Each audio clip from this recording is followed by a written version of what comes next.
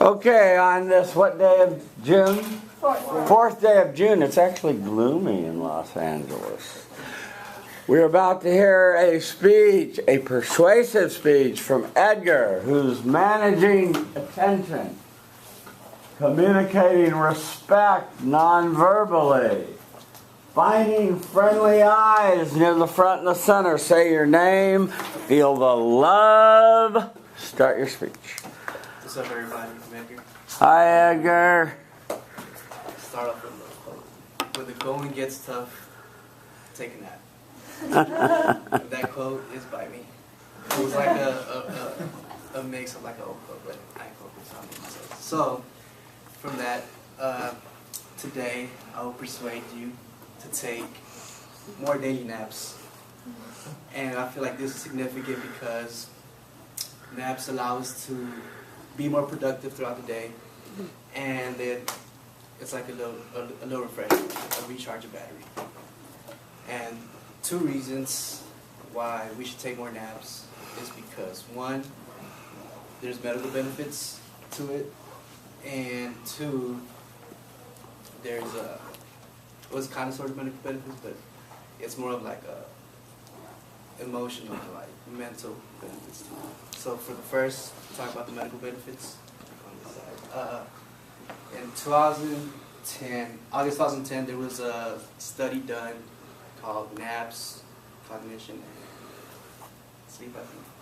So in this study, they tested about 25 subjects. Some had night jobs, some just worked regular jobs. And they just had them nap.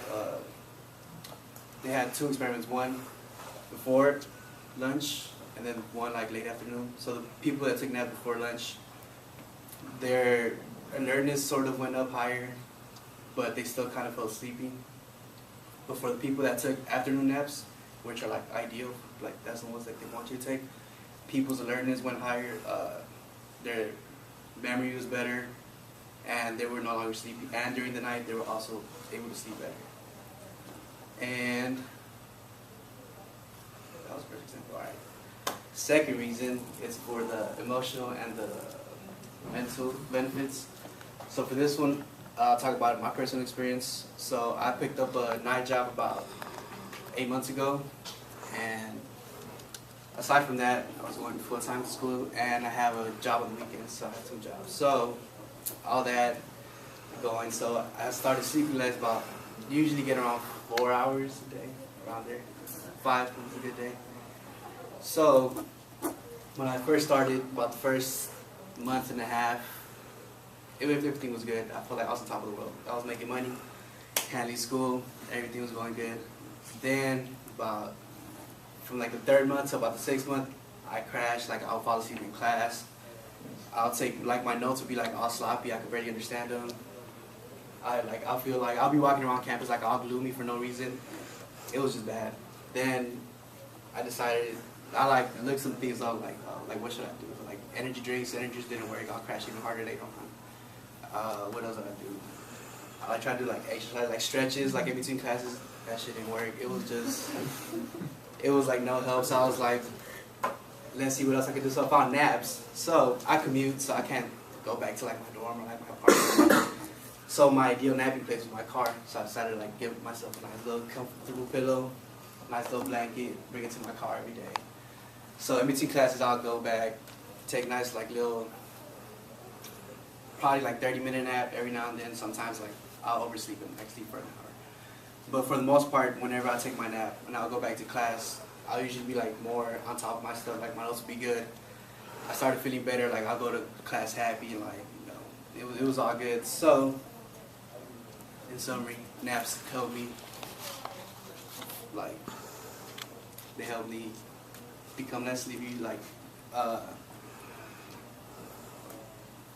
yeah, they help me study more, and they help me feel good. Alright, then 3 actions I propose in order to help you take better naps. The first one is the most important one. You gotta plan your naps. Don't just take naps out of nowhere. That's bad. Like if you just naturally take naps, they actually are worse for you. So plan your naps. Know when to take them. Strategically plan them.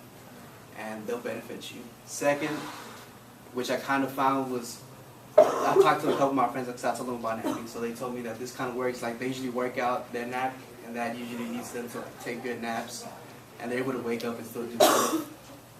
And the third was to help you take naps, listen to soothing music, which is like whale sounds or like the forest or something. Like I usually play that on my radio when I like go to sleep, and like it's pretty soothing and like it relaxes me, and it helps me take good naps. And these are significant. Then, in summary, I have told you why taking naps are beneficial for you, and everybody should take them. And to go back to my quote, what did I say? What was my quote? When the going gets tough, take a night ride. Thank you, appreciate it. I'm like on 3 hours of sleep, so I'm just like, I need a nap right now, so I'm like, right after this. Thank you. Thank you. Let's start on this side today. Hi everyone, I'm Gio. Hi, Gio. Thank you for waiting respectfully at the door. So I like to talk because I'm a personal fan favorite of naps myself. But I don't know if it's because of your lack of sleep or you just like associate with all the crap this week. I was I could probably rehearse more like the interplay just so you can grind it out and make it more like flow better. Yeah, that's a good point. Yes, please. Hi guys, I'm Silvio. Hi, Silvio. I really enjoyed your speeches because I don't know, I think you're just really entertaining and it's really easy to listen to and just kind of it's like having a conversation with you. But one thing for sure, definitely maybe rehearse a little more and just try to have more like movement with a purpose instead of just kind of like swaying back and forth because eventually you kind of just, like the audience like catches on instead of just kind of watching this way. Yes, those are good suggestions for Edgar. Like the humorous beginning, you went right into the fact that we should take naps. When you watch yourself tonight on YouTube, you'll see that you swing your arms a great deal, and I'd try to diminish that a little bit. It's distracting mannerism. You want to bring in your preview.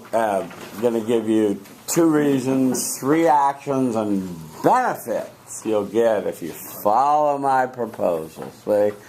Tell it right out in the beginning. Give your audience, make a pact with them, and have a roadmap.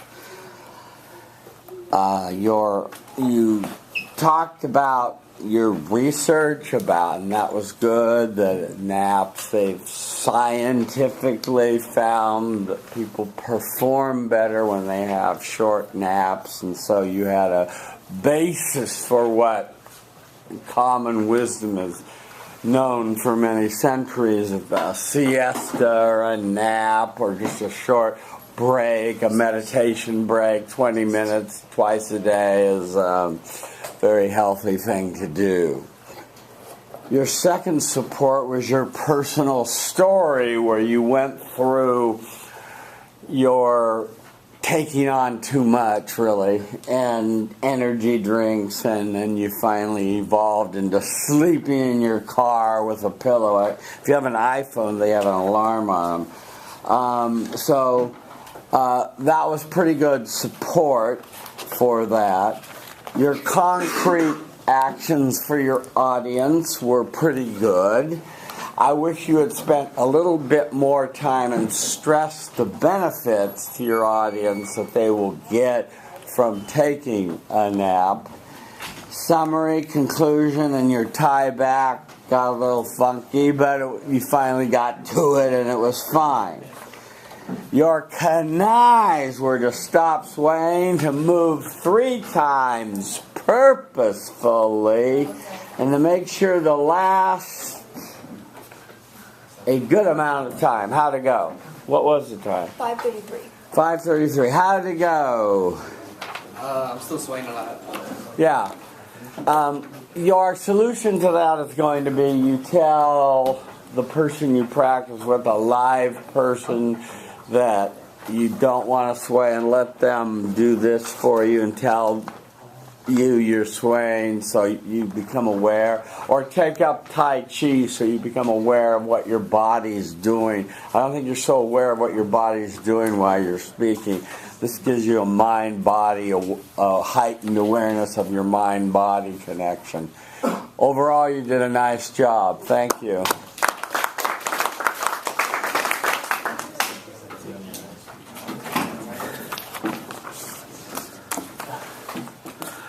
Okay, that brings us to the bathroom girl.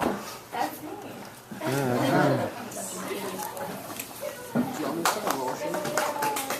That would be swell. Thank you.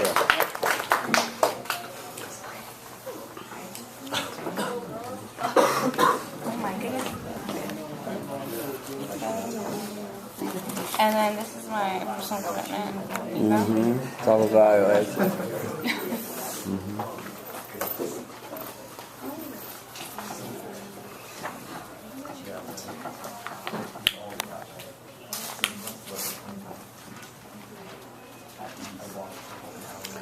Okay, Katya stands before you managing attention, communicating respect non-verbally, finding friendly eyes near the front and the center. Say your name, feel the love. Start your speech. Hi everyone, I'm Katya. Hi, Katya. Well, I want to start off by telling you guys what is life, right? Life, it's hard at times, but it's definitely worth living. And I want to tell you the definition for life in the Merriam-Webster dictionary, which is the ability to grow, change, etc., that separates plants and animals from things like water and rocks.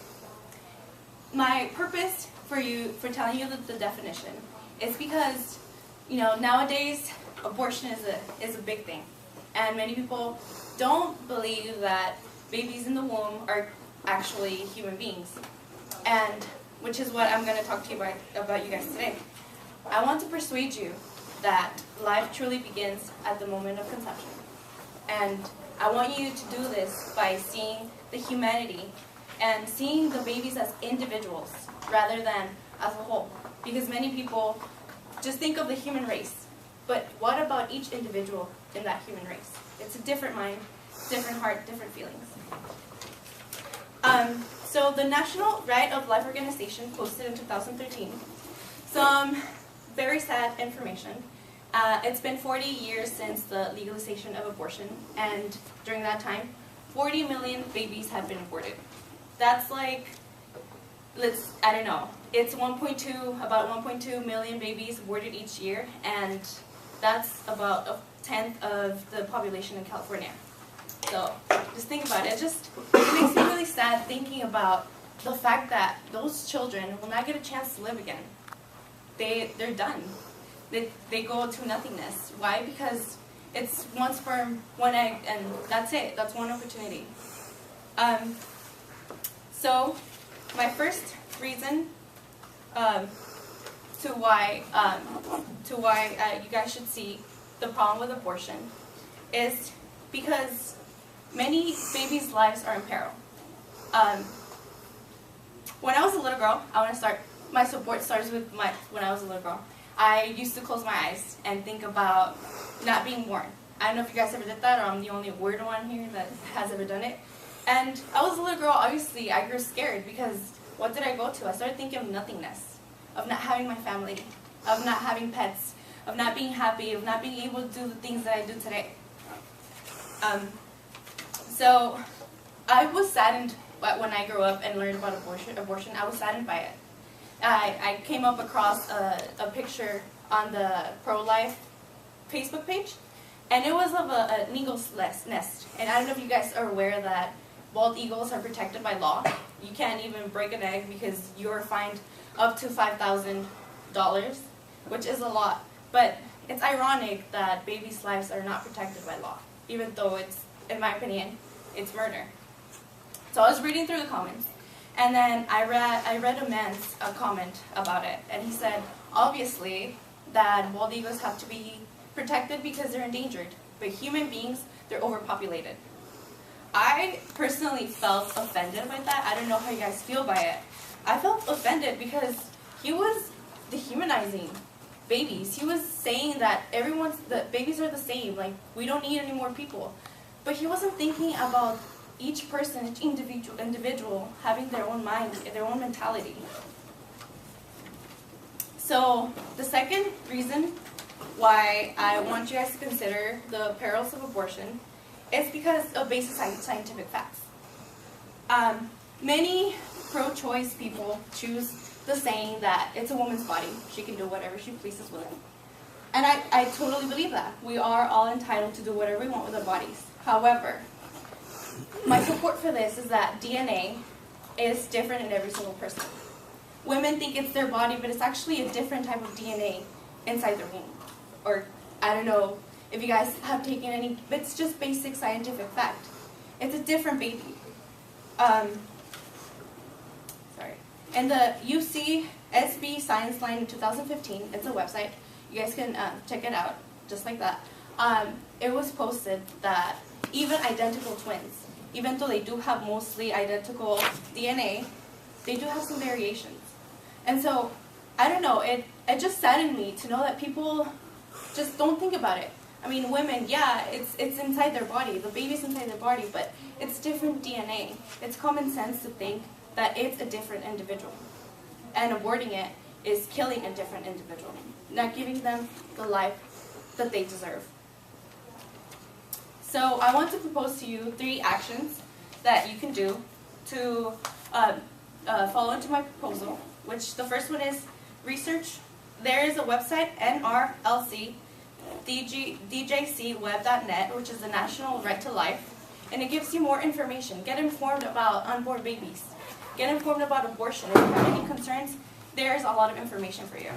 The second one is to inform others who are considering abortion of the humanity of preborn children and his or her individuality and place on earth. Thirdly, if somebody is considering abortion and you know this person, or even yourself, or someone close to you, or you hear about it, someone that you don't know, tell them about the opportunity of adoption. There's always that chance. You might not want the baby, might be an unplanned baby, but he or she will still get the life that he deserves, is entitled to. With this, you will feel like you have helped save the life. You have helped the baby defend his right to born, because they're defenseless. They can't speak for themselves when they're in the womb. So it's up to us to defend them. In summary, I have shown you 2 reasons and 3 actions that you can take to prevent abortion, to humanize people again, to see people as individuals. There should be no doubt in this room that I'm trying to persuade you to see abortion as a problem and see the individuality of each person, even inside the womb. So as Merriam-Webster said, life is the change and growth of something that is born. And that's what an embryo is. That's what a cell inside the womb is. That's what happens in conception. Thank you. Thank you. Here. Hi, Gary. Hi, Gary. I really like your speech. I felt like when you talked, there was a lot of passion behind your voice, so that really helped you convey your message. Mm-hmm. A lot of passion in the voice, yeah. In the rear. Sorry. Hi, I'm Aaron. Hi, Aaron. I think sometimes, it's kind of hard with a speech like this where you have like a lot of specifics to memorize and stuff like that. I think sometimes you're a little bit distracted reading off the card a little bit. That's just something that comes with practice, I think. Besides that, I think your speech flowed pretty well. Yeah, that's a good point. Yeah, you'd have more eye contact, credibility hurt a little by reading off the page. Well, Katya, is that right? Your name, yeah. You chose a really controversial and a really challenging topic to do. And I admire you for trying to persuade people. It's pretty well ingrained in people, especially on this campus, this, the choice position, And so I think you're really pushing a rock up a hill on this, but nonetheless, you gave it a good try. Your significance statement was a good try. You gave high numbers in your significance statement. You said since the right to life decision came down, 40 million babies have been aborted. That's quite a few. So that was an arresting fact, maybe a surprise. So that was good. On your main body, your first support was your personal imagination and imagining yourself not born. I don't know, it was okay. It didn't really blow me away, but it was okay. On your second piece of support, you cited the pro-life page and the eagle and the man that said they're an endangered species, and you had sort of an imaginary argument with him. Your second reason about you wanted to persuade people that life begins at the moment of conception needed, you used the DNA evidence from the UC Santa Barbara science line, and I think that needed to be explained a little bit better. It was it wasn't very simple.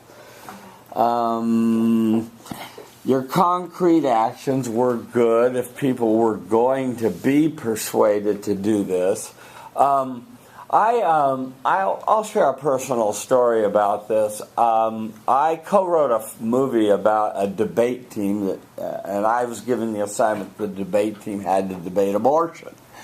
And so I had to write for both sides and write honestly about both sides. You can rent this at Netflix. It's called Listen to Me. I even have a part in it, so you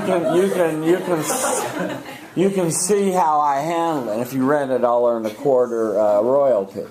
But you'll see how I handled it and how I took care of it. How I tried to reconcile the two positions. It wasn't easy.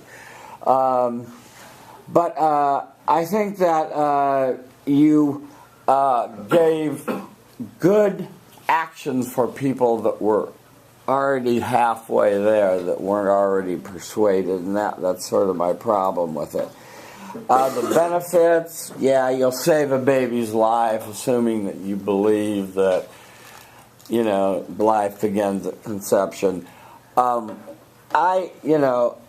As we see more and more younger fetuses surviving, it's kind of tough. These late-term abortions are really kind of tough to see. And, it's one thing to have an abortion before 20 weeks, but these late-term abortions are pretty tough to see. Anyway, your use of the definition, the Merriam-Webster dictionary, didn't exactly work for me for the abortion thing. I thought you were kind of screwing it on to the right to life thing. But anyway, on your Kenai, you wanted to move 3 times, stay within the time range. How was that? 650. Very good. And have impact on the audience. How'd it go? I finally stayed within the time range. Great. Moved 3 times. I don't think I did it purposely. I just moved a lot. I saw you following me. Yeah, I followed you. There may be a few blanks. You want to move in the main body, and you did that. So that was good. So you got the job done. Thank you.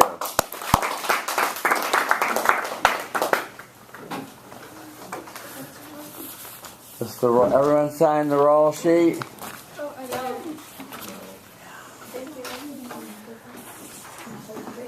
Are you the next person I called? Great. Thank you for coming right up. Nellie? Thank you. They keep coming in.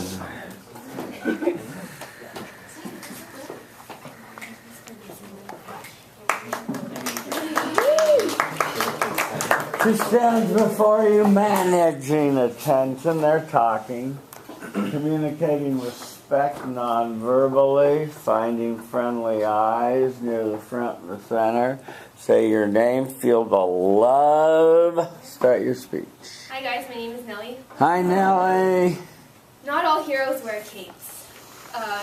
Heroes could be the people behind the Chipotle counter, or your friend that wants to swipe you in at the dining hall, or your TA that is a generous grader that week. I think that heroes come in many different shapes and sizes. For me, a hero is someone who volunteers their time to benefit others. That's why today I'm here to persuade you to volunteer your time. I will give you 2 reasons why you should volunteer and 3 actions you can take in order to begin volunteering, as well as some benefits that will follow if you adopt my proposal. According to Danielle Kurtzelban from usnews.com, she says that volunteering rates have hit an all-time low in the United States as of 2014 when compared to a 10-year range. Another statistic from volunteeringinamerica.gov says that California is ranked 35th on a scale of which states volunteer the most, coming at 25% of the population volunteering. That's only 1/4 of us. Compared to a different state like Utah, Utah has a volunteering rate of 44.6%, which is almost double of ours. So the first reason why I want to persuade you guys all to volunteer is because there are some personal skills and experiences that you gain in a workplace that you won't gain anywhere else. My reason for this comes from when I volunteered at Valley Presbyterian Hospital. I was volunteering in the fast track department, which is a subset of the ER, which is where patients come in if they're not in a life-threatening condition but want to be seen right away.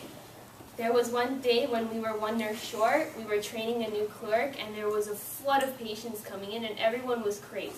Everyone was running around, everyone was high stress, and I took it upon myself to take on some extra tasks. I was cleaning patients' rooms, I was taking new patients to their room, I was running samples down to the lab, I was helping with paperwork, and I really did help speed along the process. There was one particular woman who had been waiting in the waiting room for 2 hours, shaking uncontrollably in pain, and the reason why she didn't get any help is because nobody could communicate with her.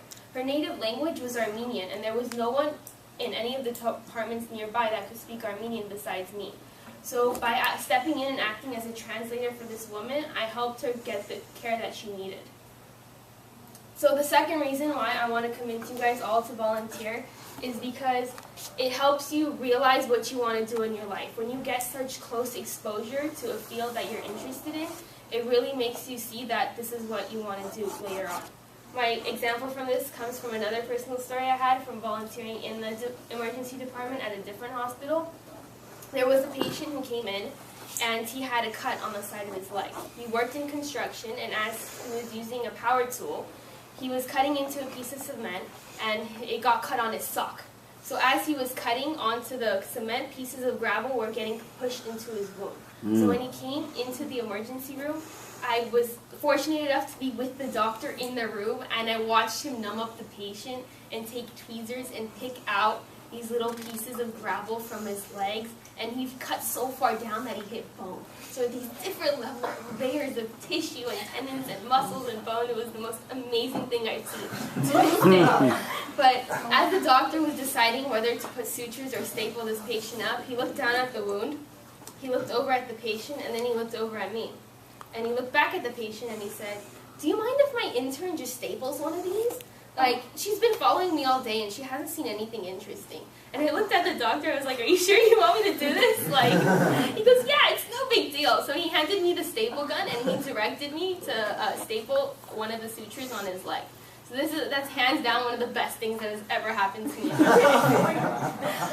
That experience made me realize that I really do want to be in the emergency department as my career. It made me realize that I love the different variety of patients that come in. I love the fast-paced environment, and that's what I'm working towards right now.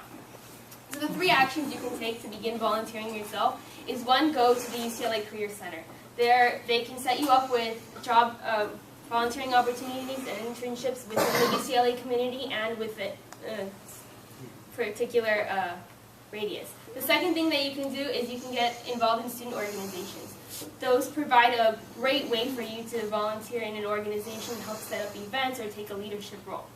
The third thing you can do is that when you go home this summer is you can just get involved in your community, whether it's a hospital or an animal shelter or a local office if you want to go into law or politics or something. Any help that you can give is really not going to go unnoticed. When you perform these actions, I know you're gonna feel happy, you're gonna get this warm feeling inside of you, you're gonna gain so much new knowledge. It's really gonna be helpful. For me, if any of you find yourself with a bleeding wound with no proper medical assistance within a 50-mile radius and you promise not to sue me, just call me up, bring my little mini Hello Kitty pink stapler, and I'll staple you all together. I got you down. So in summary, I have told you 2 reasons why you should volunteer, 3 actions you can take to begin volunteering, as well as some benefits that will follow along if you accept my proposal. I think that real heroes take the form of volunteers in a real-life situation, and under their polos there's a little cape hanging out from the back. So I hope I have successfully persuaded you to get involved and start volunteering. Thank you. Thank you. What was the time? 5:45. Okay, how much time do I have? Getting to 8 So or 9. now you have about 6 minutes. 6 minutes. Hi, everybody. I'm Dion. Hi, Dion. Really great speech, fantastic, great vibe job. Keeping it consistent. I loved how in the beginning, how you said, the heroes don't always wear capes.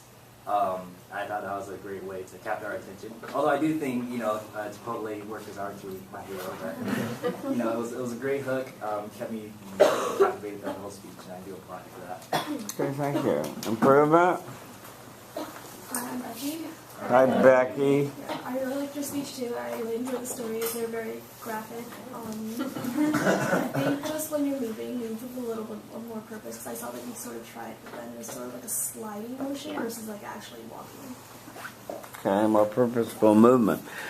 Nellie, you had a good speech. You decided to go with Chipotle and talk about that heroes don't always wear the cape and that they're everywhere. And I like that metaphor and that vision that you presented. Your thesis preview was good.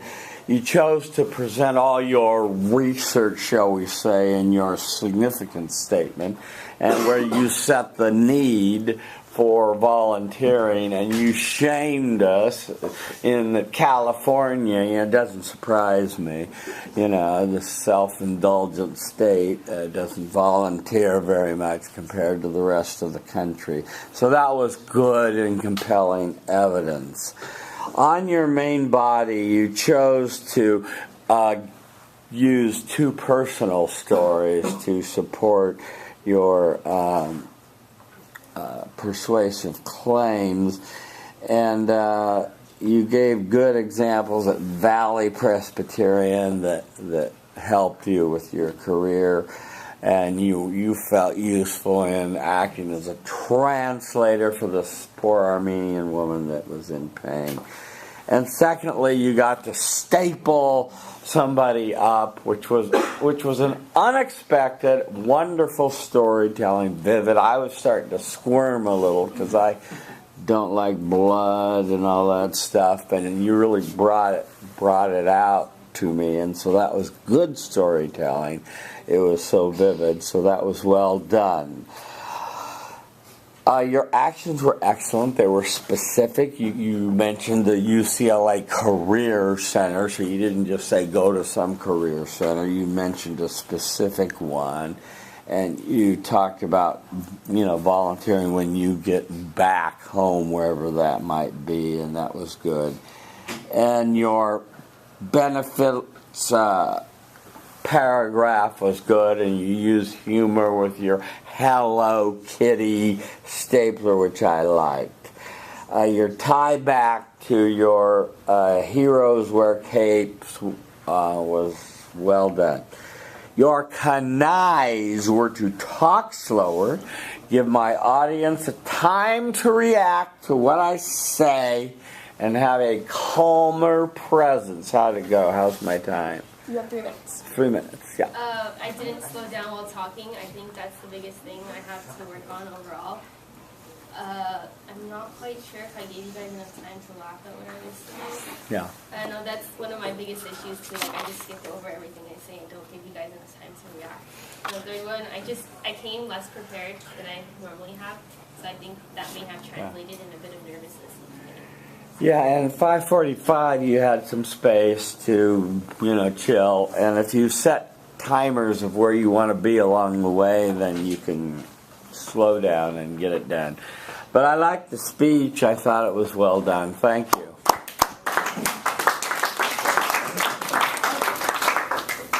Sorry, skipped over your Oh, you're next? Yeah. Okay, good. Thank you. Uh-oh. Yvonne Cleve, where are you?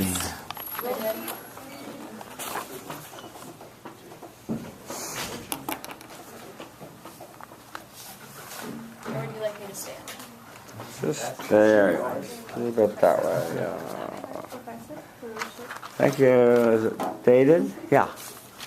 Who stands before you managing attention? He's texting. Communicating respect non-verbally. Finding friendly eyes near the front and the center. Say your name. Feel the love. Start your speech. Hi guys, I'm Sophia. Hi, Sophia. So you may be wondering why I'm standing here holding this ridiculous looking water jug. Yeah. Well, did you know that 5 gallons of water, the amount in this jug, spews out of your shower head every single minute? So if you're taking a 10-minute shower, that's 10 of these jugs. Or if you're taking an even longer shower, that's even more.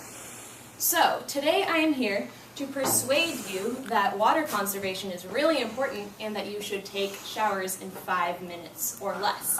I will give you 2 reasons that water conservation is really important and 3 specific actions you can take to shower in 5 minutes or less.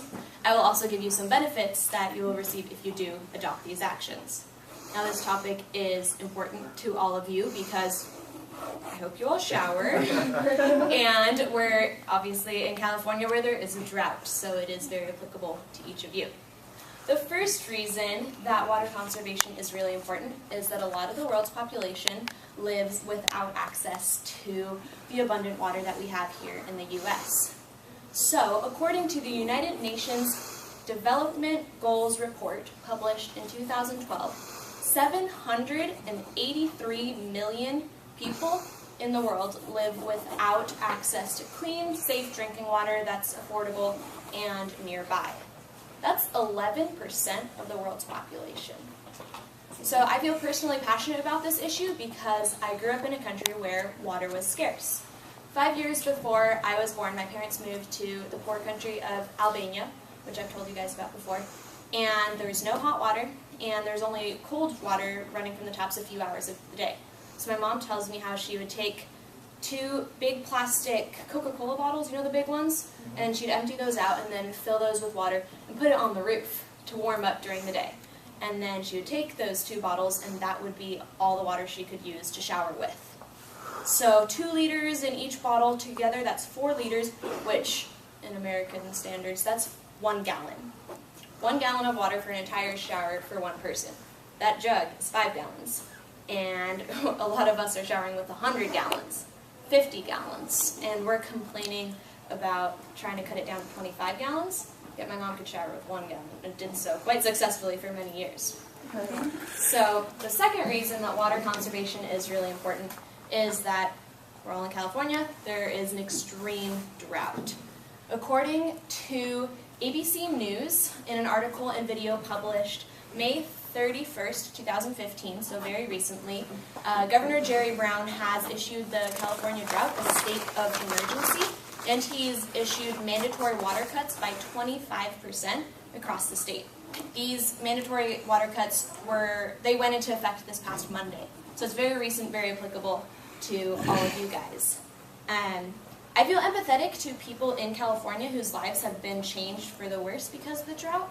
I went to Central California recently, and there's a lake called Lake Cachuma, which is a big reservoir for water, and standing at the edge of the lake, I could see how low down the water was, and looking at the soil differences on the side of the lake, you could see where it used to be and how it had gone down 30 feet. And that just shocked me. So imagine this situation. You're a middle-aged man, you have a wife, kids, nice family, you're living around Lake Kachuma, and you've been working at one of the boating shops for the past 25 years.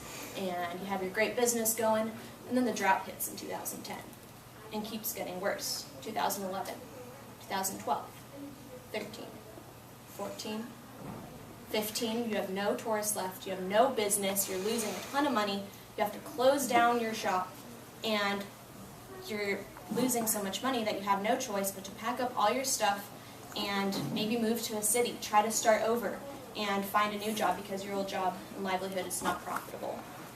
So I hope you can see that this drought does have real consequences for real people.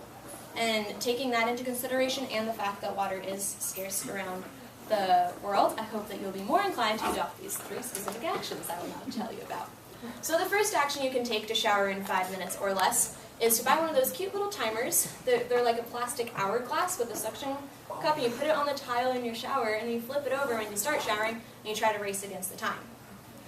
The second way that you can shower in 5 minutes is maybe play your favorite song that's about 5 minutes long and try to challenge yourself that way, that today I'm going to shampoo before the chorus, or I'm going to finish my entire shower before the song finishes. The third way that you can shorten your shower time is maybe tell a friend that you're trying to shower in a shorter amount of time, develop that support system and accountability. My good friend Courtney, in the beginning of this year, she would take showers in 20 minutes or more. But after I gave her a highly persuasive speech like this one, she decided to cut down her shower time, and now she's showering in just about 5 minutes. So conserving water and showering in shorter time is totally possible.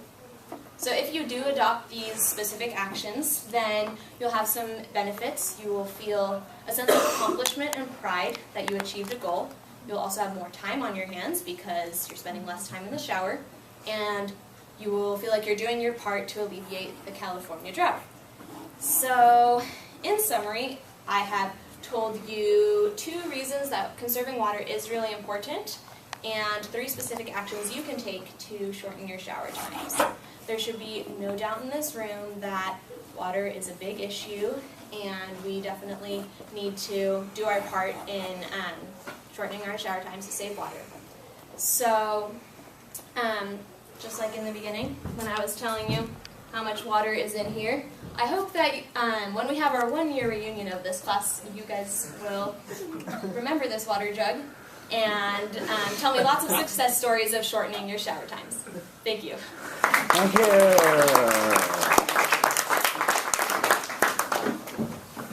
Hi, I'm Sunny. Hi, Sonny. I thought your speech was highly enjoyable. It was very funny. I especially like that you brought a prop because it's a visual representation, and I actually didn't think that I would be like that much water a minute, so it kind of like opened my mind up. Yeah, as I saw it in the back of the class, I wondered how thirsty you could be today. Yeah, it's good.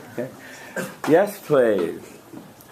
Hi guys, I'm Anise. Hi, Anais. I loved your speech. I thought it was really great. You're just so improved, and you're really, really good at public speaking. If I had to pick an improvement, there wasn't really anything in it. If I'm being super nitpicky, I would say just you use your hands a lot, but then again, so do I.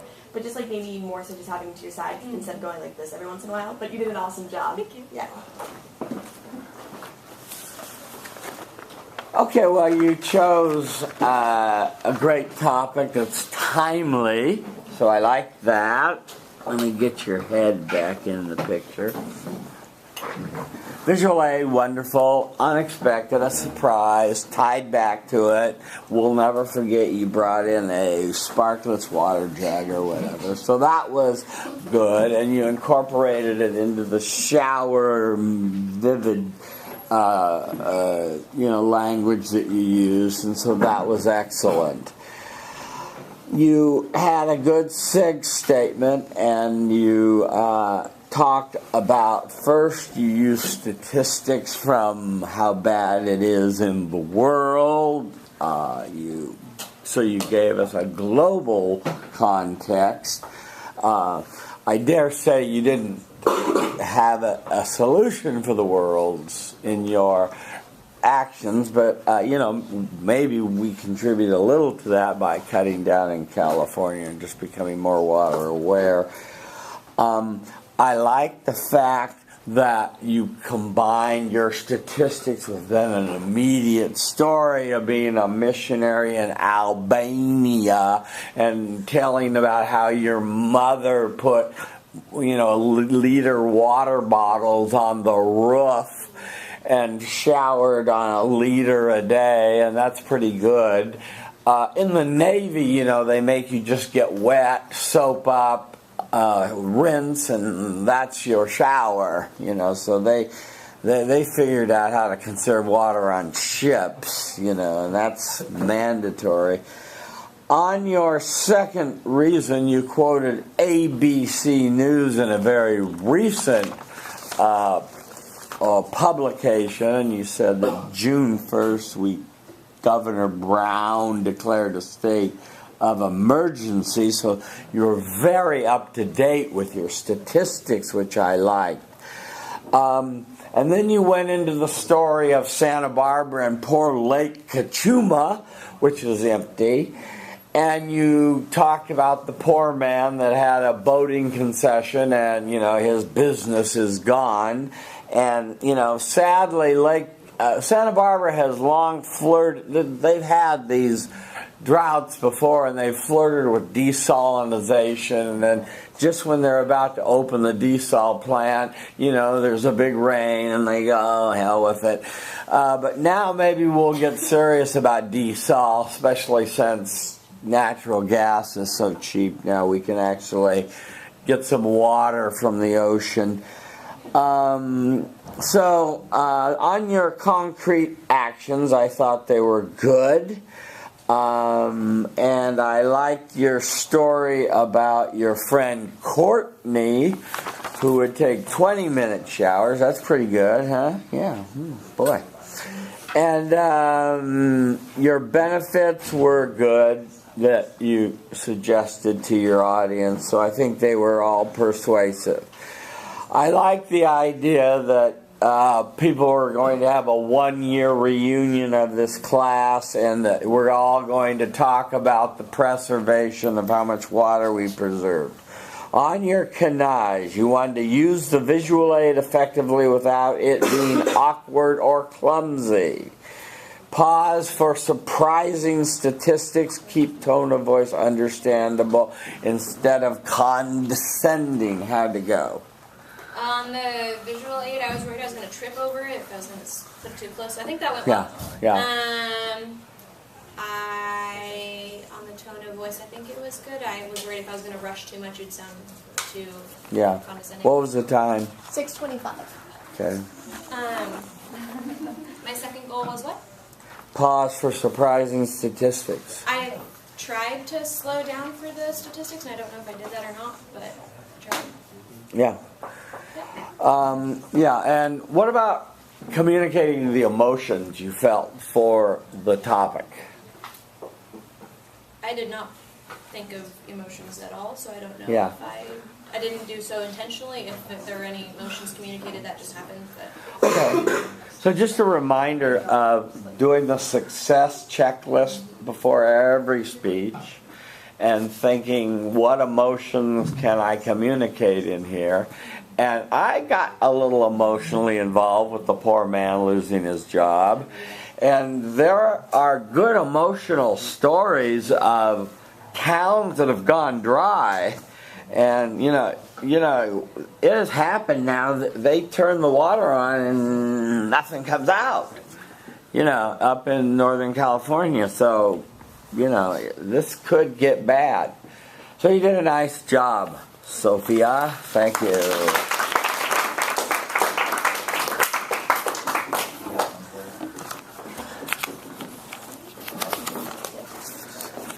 Are you next? Yeah. You're Sophia Loren? That's actually not me. Okay, you're Gary. Okay. He stands before you, he's texting. managing attention, communicating respect, finding friendly eyes for the front and the center. Say your name. Feel the love. You can take one step forward. Yeah. Start your speech. I'm Gary. Hi, Gary. So, take care of your guys' bodies. It's the only place you have to live. It's a quote from Jim Rohn, who's an author, a motivational speaker, and an entrepreneur. So today, I want to persuade you guys to live a healthier lifestyle. And I'll show you 2 reasons why you should do so, and I'll give you concrete actions that you can take in order to accomplish this. And through this, you will gain many, many benefits that you probably wouldn't have even realized. I personally think that being healthy and maintaining a healthy lifestyle is very, very important. And it's often overlooked by younger generation kids like us. We often think that, oh, I'll just eat this burger right now, it's not going to hurt me in the future. But the truth is, it's going to catch up to you. So the first reason I want to persuade you guys to live a healthier lifestyle is that it makes you feel amazing. And I know this because I only started doing this year. To be quite honest, I was probably the exact opposite up until then. My freshman year, I surpassed the freshman 15 and I gained 25 pounds. Wow. Dining Hall food is amazing, by the way. And ever since I changed my lifestyle, I started eating healthier, I started going to the gym, I realized that I felt more energized. When I woke up in the morning, I felt like I wanted to do something. It was a big contrast from freshman year when I woke up and I went back to sleep and skipped class. The second reason I want you guys to live a healthier lifestyle is because obesity is a growing epidemic in our entire world. According to the National Institute of Diabetes, over 1 in 3 individuals are considered obese. And because of this, they are at increased risk for diabetes, heart disease, and other complicated ailments. Personally, I believe that it's very important to take care of our bodies because without it, we can't do a lot of things that we would want to do. And by maintaining a healthier lifestyle, not only do we eliminate the risk of being obese, we also greatly reduce our chances of attaining these very life-threatening ailments. So I've come up with 3 concrete actions that you can take in order to have a healthier lifestyle. The first one is going to the gym. Now, for me personally, I didn't start going to the gym until about my 2nd year of college. And it can be very daunting at times, because when I first started, I couldn't even bench the bar. And I feel like a lot of people don't go to the gym because they're afraid, they're embarrassed. Oh, I can't lift as much as everyone around me. But that shouldn't be the reason you're going to the gym. You should go to the gym to make yourself healthier, to make yourself better. And once I realized that, the weights I started to lift didn't matter. All that mattered was that I was constantly improving myself. My second action that you could take is to eat healthier. Now, honestly, this is probably the hardest thing for me. In high school, I did a food journal project where I recorded what I ate for an entire month. I found out I ate fast food 40 times that month. That means I ate fast food more than once a day. Wow. Most of it was Chick-fil-A. But honestly, I still remember those days. I still remember how lethargic I felt, how little energy I had. And ever since then, I've decided, okay, it's time to make a change.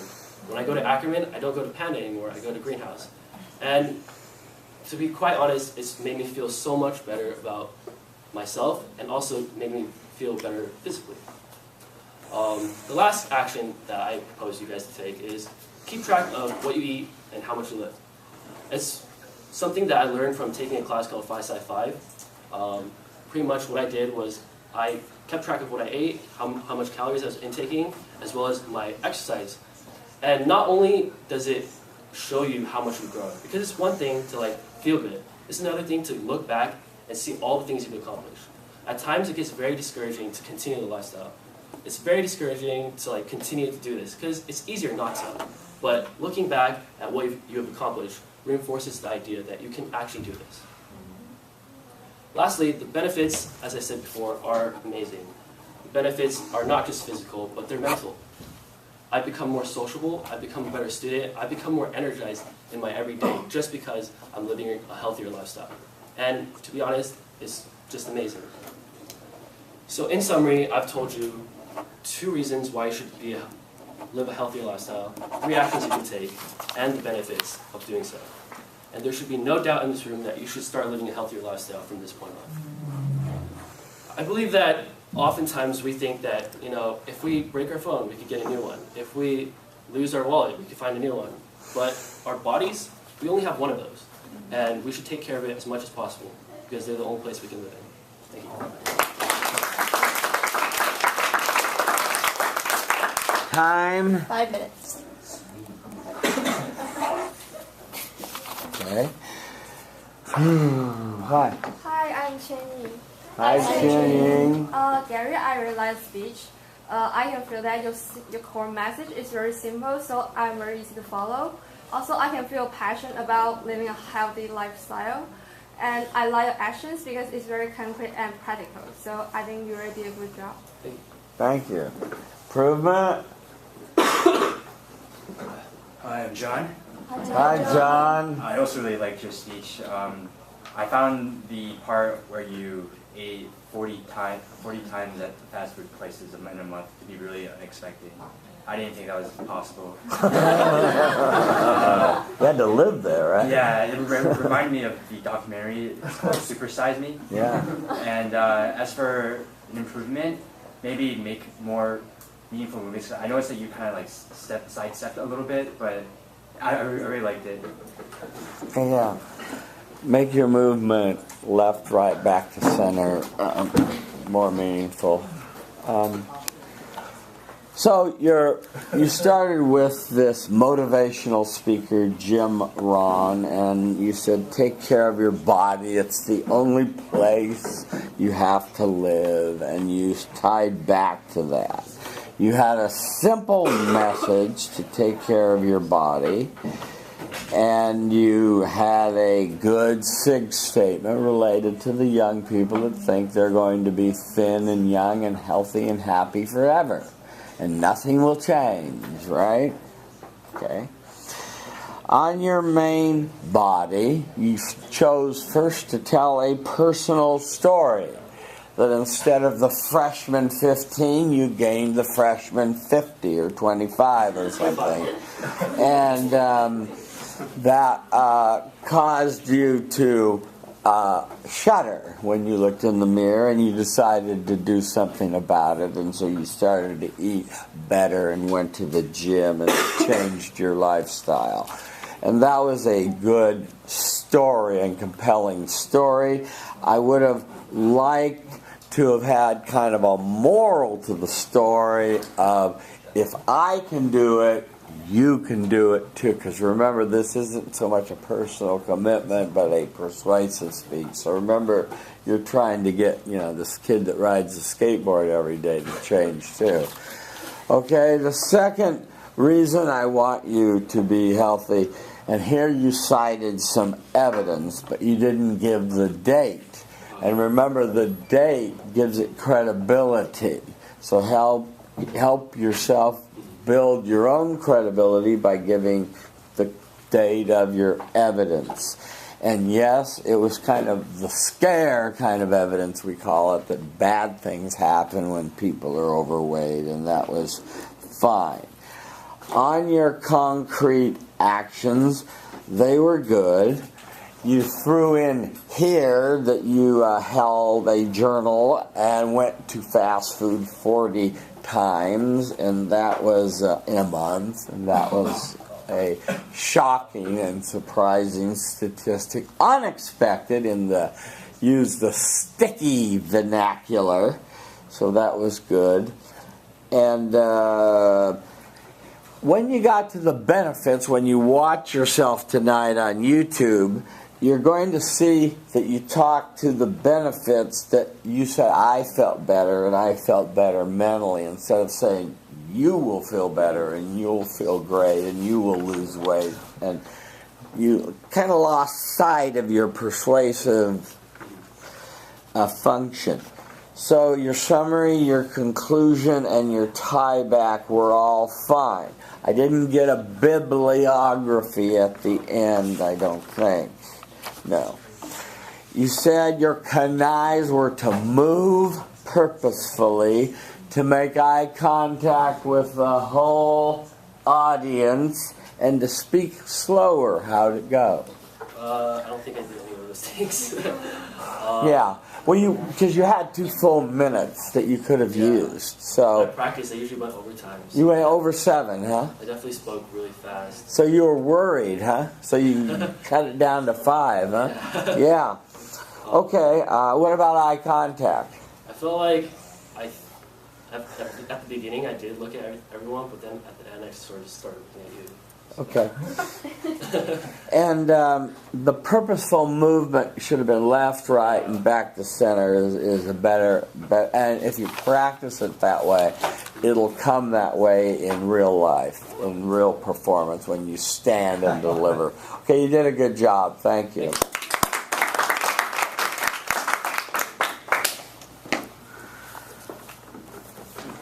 Okay, and who's next? After Gary comes Gabriel. So do you not want me to go last since let me think. No. Okay, never mind. Oh, you're the last. Oh, you're supposed to be next. Yeah. Okay, go. Sorry. No, go back. Oh, did I call you out of order? Okay, yeah. What's your name? Chen Yihong. I think I'm supposed to be the first one, but I'm late. Sorry. Oh, you're late. Yeah. Oh. Sorry. There you are. Oh, yeah, you were next. Okay, yeah, good. Oh, yeah, you were supposed to have done before. Okay.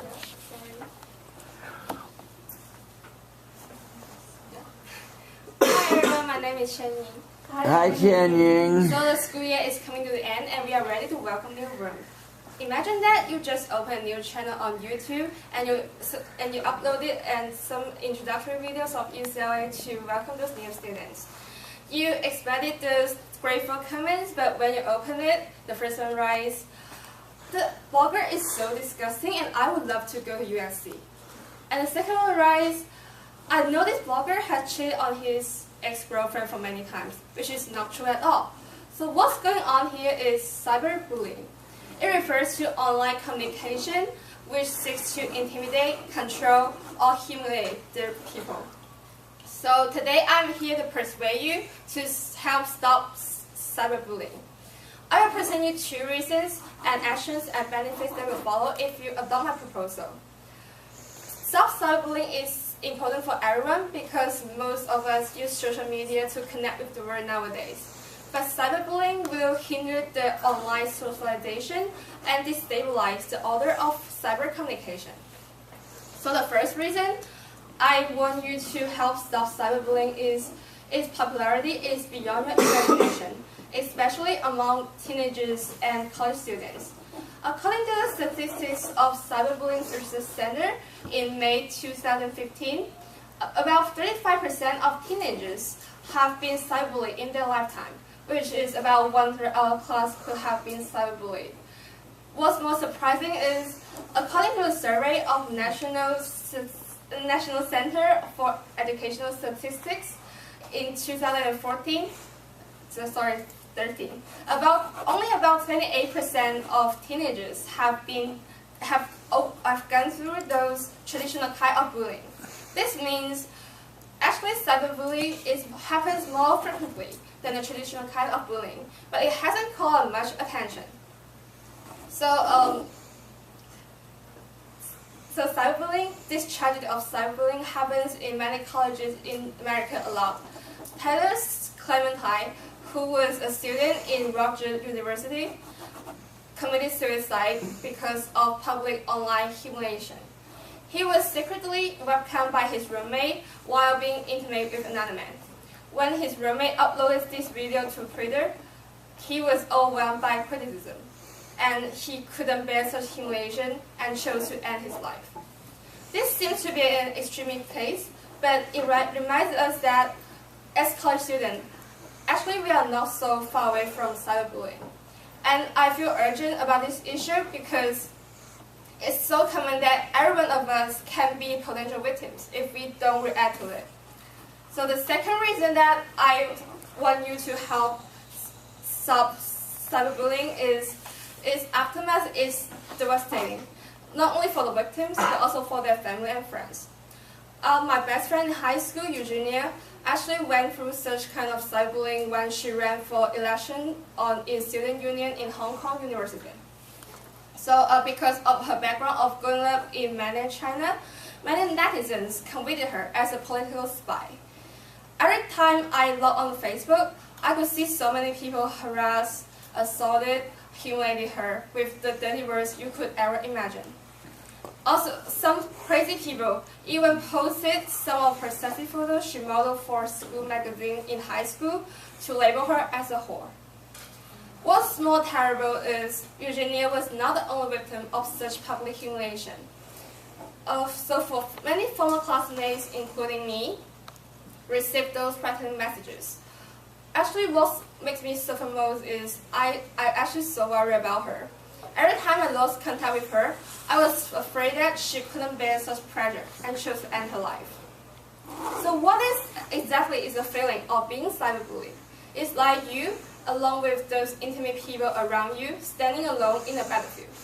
You can feel that there's a bullet going through your body. You can feel your hurt. You can see there's bombs exploding everywhere. And you can even smell the gunpowder. But you don't even know what you did wrong. And you will never know who's the enemy and where are them. Although you see some of your people surrounding you get hurt, you can do nothing for them or for yourself. Literally, nothing. So after such experience, I don't want to see any more people become so helpless as Eugenia and I did before. I realized that it's the right time for us to stand up and to fight against cyberbullying. So I have some actions for you. If we want to construct a world without cyberbullying, all of us should be a part of the solution. The easiest thing to do is not to cyberbullying someone else. Second, report any cyberbullying message if you see them on social network. For example, for Instagram, if you see them, you can just like to the left, and then you click on a button with an exclamation mark, and then choose to report abusive message. And the third solution is if you have some friends or you see some other people being cyberbullied, never blame those victims, but tell them it's not your fault. Empathy can really save many people. And if you feel too shy to do that in public comments, you can just send a private message to them.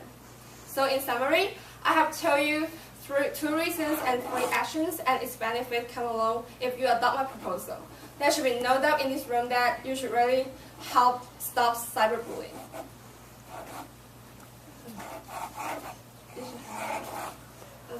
Tie back. Yeah. You should really help. Help you. Anna Chavez. Oh, you should really sorry. It's a quote. Unless our society recognizes cyberbullying. Yeah, I hope that after listening to this speech, you have understood more about cyberbullying and determined to say no to this cyberbullying.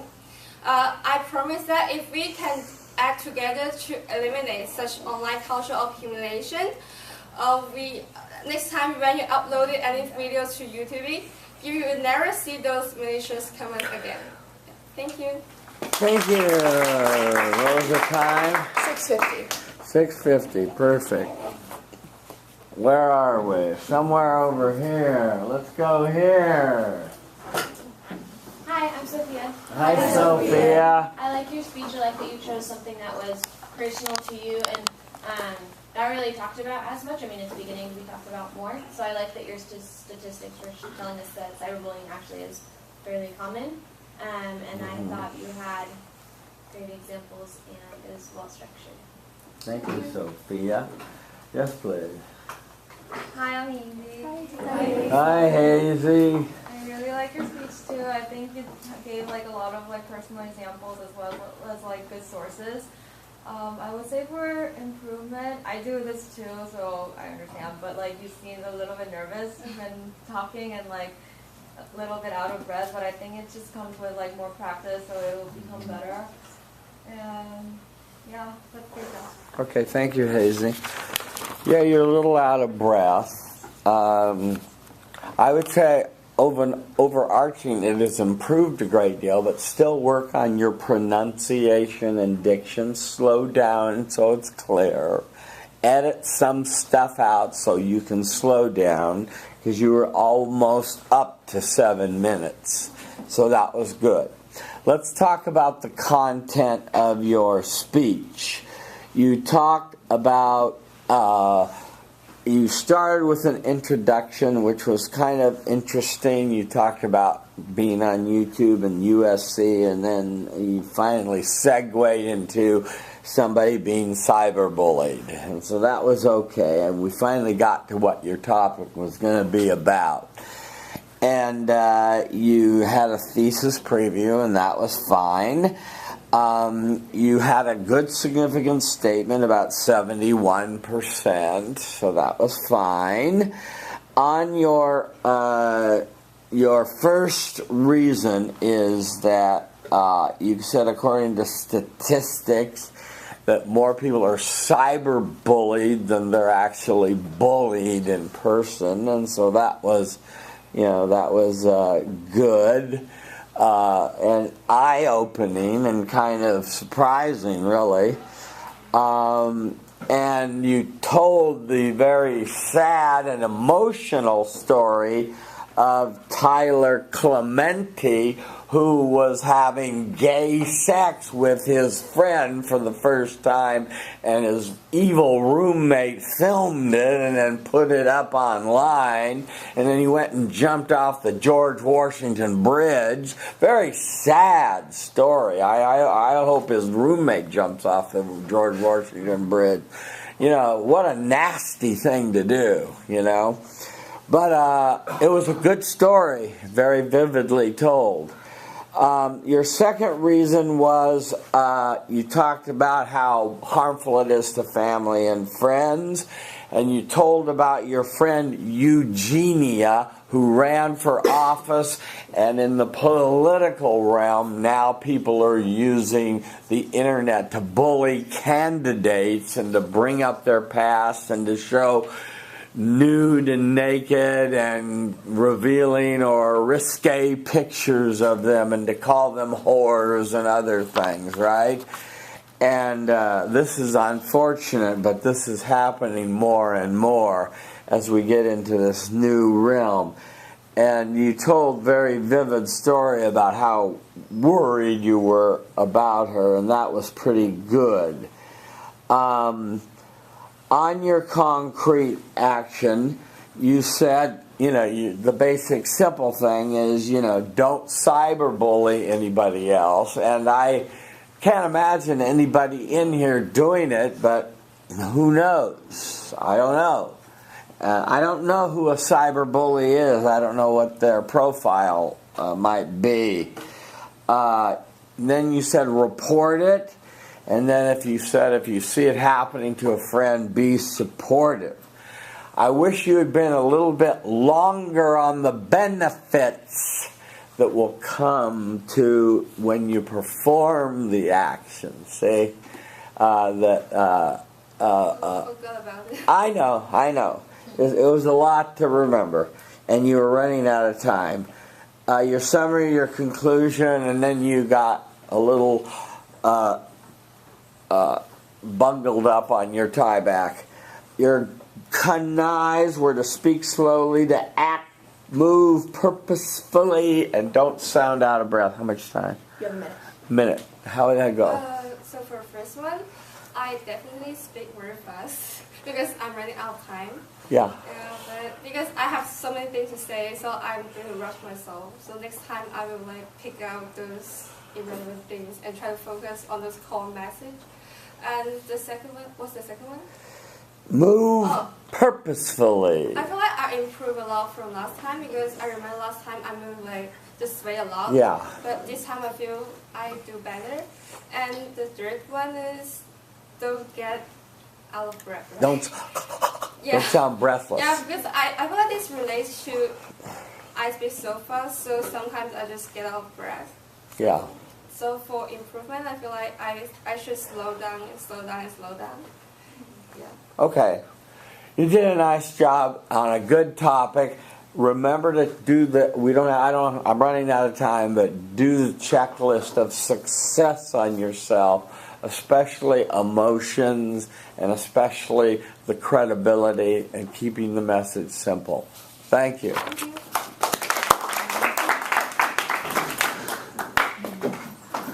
Okay, I'm out of battery. Let me see. Are you ready to go? Yeah. Okay, I'll just change the battery. We have 10 minutes, right? Yeah, it's about 1:30 now. Okay, good.